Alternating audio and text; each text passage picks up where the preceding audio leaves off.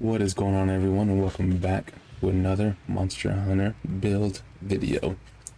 In today's video, we are taking at a high DPS Regen build. And I'm going to talk about a few ways to modify this build, some things that you may want to utilize in your build that I'm not. And before we get into this video, I want to give a special shout out to our latest subs. We have Darren and Tyler. Thank you for joining the channel. If you are new to the channel, make sure you guys hit the sub button. And if you're liking the content, make sure you give the video a thumbs up. Now, let's get into this build here. So first and foremost, we're using the Fine Mora Battle Axe. This is a very underrated battle axe in my opinion. So right now our attack is 345. I believe it starts at 330. And my crafting, we're gonna push it all the way up to, I think, 360. The sharpness right now is high purple, and I'll explain why in a little bit.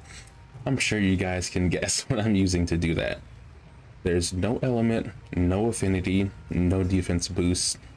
I slotted in handicraft, which builds up my purple sharpness.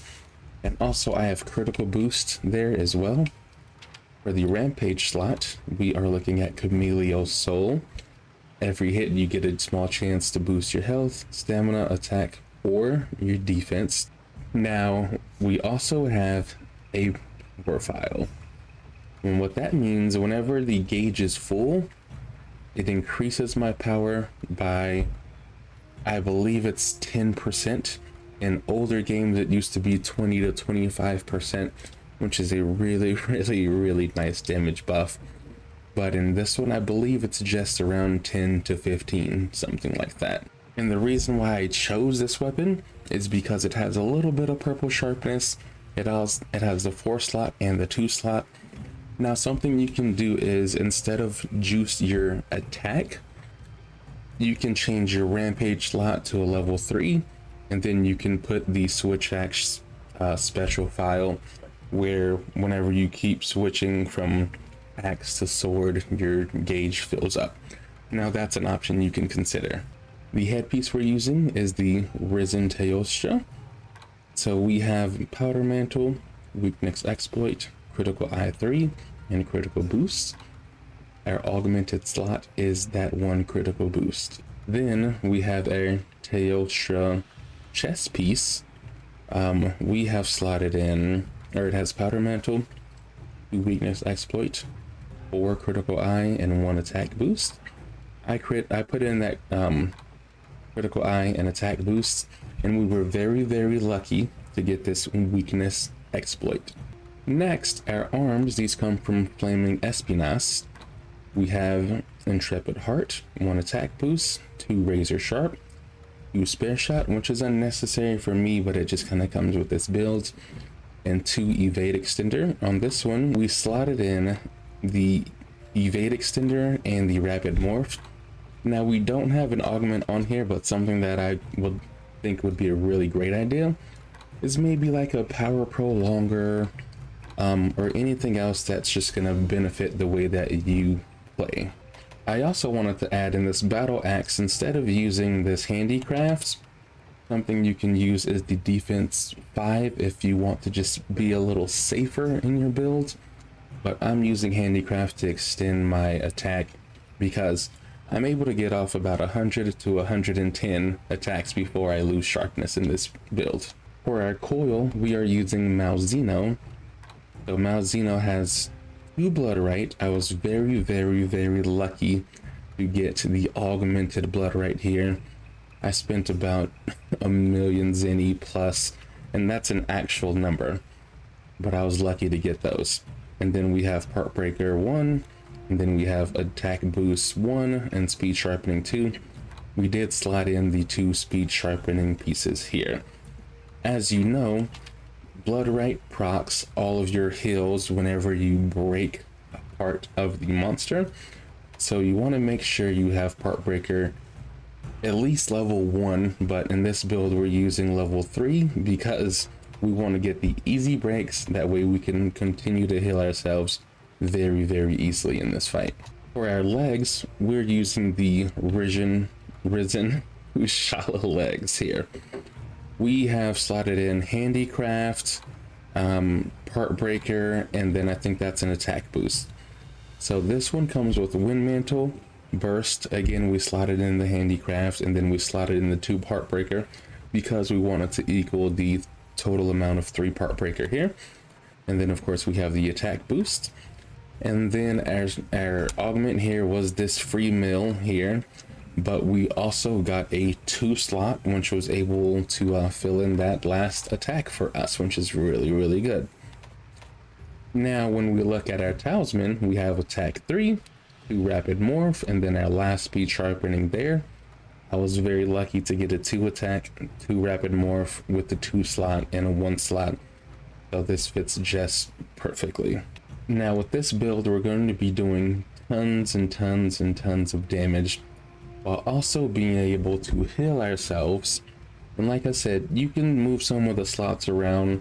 If anything, I would say move the handicraft ones around to either slot in just some more defense buffs for yourself, or just other things that you kind of see fit to fit in those slots there. I also wanted to throw in Intrepid Heart because it's just a cool thing to add into your build.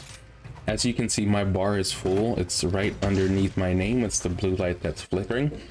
But what happens is when you get hit, you do not fall back, and you take a little bit less damage of what normally happens.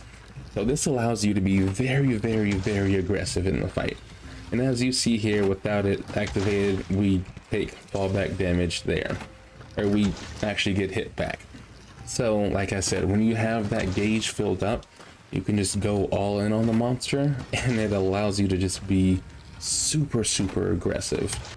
So overall, when we take a look at our final stats here, we have attack 424, our affinity is at 40, our defense is at 812, and then when we look at our overall skill breakdown here, we have attack 7, we have critical eye 7, handicraft 4, crit boost 3, weakness exploit 3, part breaker 3, again because we need to break parts in order to heal ourselves. Speed sharpening 3, rapid morph 3, as we get faster morph animations and higher attack damage when we morph. We have 3 blood right, which of course is going to be our main source of healing. We have a razor sharp, which procs 25% of the time, so with this it just prevents you losing sharpness in your weapon, which is really good. Spare shot we don't really need because we don't have a gun build here, but it's just a part of one of the armor pieces. We now have evade extender 2 because we do like to dodge out of the way at a further distance. It just keeps us safe here. It's something that I've put in every single build and I totally enjoy it.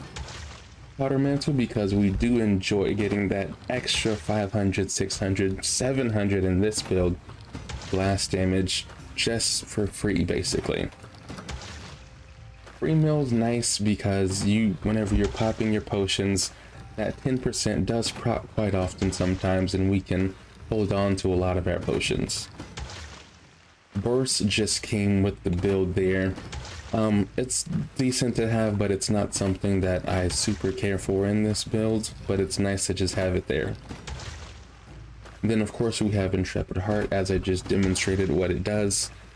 Such a good build. Now if you can get this up to level 2, when you see the text there, it says when activated, damage received is further reduced and will detonate an explosion. So this will allow you to be extra aggressive, and whenever you get hit, you also will cause some damage with an explosion. And then last we have Wind Mantle because we love to have faster wire bug attacks. Now with this build, you can change your main weapon to a 3 slot, like I was saying before. If you want to change your rampage slot to a 3 slot, that way you can turn this kind of into a counter build, But personally, I just I use my other scroll here. Let me switch over really quick. That way, whenever I'm using my moves, sorry, I had it on the right one. That way, whenever I lose a little bit of charge there, I just use my switch charger, right? Because like I said, you get super aggressive with this build, and the more that you do, the more blasts that come off. You tend to lose a lot of your gauge, so you can just use your switch counter and build that gauge up really fast. So that's it, guys. That's the build here. I hope you guys enjoy it. Let me know in the comments down below if you plan on using this build. It's super good. You can use it in any fight. You can use it against elder dragons, smaller monsters, whatever you want to use it for. It's very effective. Now, if you guys are new to the channel, make sure you guys hit the sub button. And if you like the video, make sure you give this video a thumbs up. I appreciate you guys for watching. I'll catch you guys in the next one.